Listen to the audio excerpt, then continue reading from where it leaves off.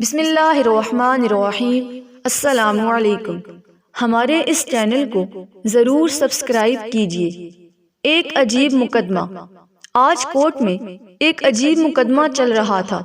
ایک دیہاتی نے توپ کے لائسنس کے لیے درخواست دی تھی اور یہ دیکھنے ہزاروں کی بھیڑ اور میڈیا کورٹ میں موجود تھے۔ جج دیہاتی سے، یہ تم نے توپ کے لائسنس کے لیے درخواست پورے ہوش و حواس میں دی ہے؟ دیہاتی: جی ہاں جج صاحب۔ جج: کیا تم عدالت کو بتاؤ گے کہ یہ توپ تم کہاں اور کس پر چلانے والے ہو؟ دیہاتی: جج صاحب، گزشتہ سال میں نے اپنے دیہی بینک میں 1,00,000 روپے کے بے روزگار لون کے لیے درخواست دی۔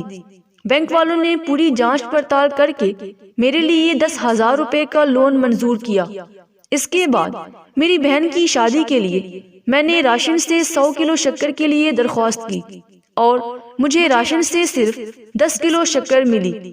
ابھی کچھ دن پہلے جب میری فصل شدید بارشوں کے نتیجے میں آنے والے سیلاب میں ڈوب گئی تو پٹواری نے میرے لیے 50,000 روپے کا معاوضہ منظور کرنے کی بات کر کے گیا اور میرے اکاؤنٹ میں صرف 5,000 روپے ہی آئے۔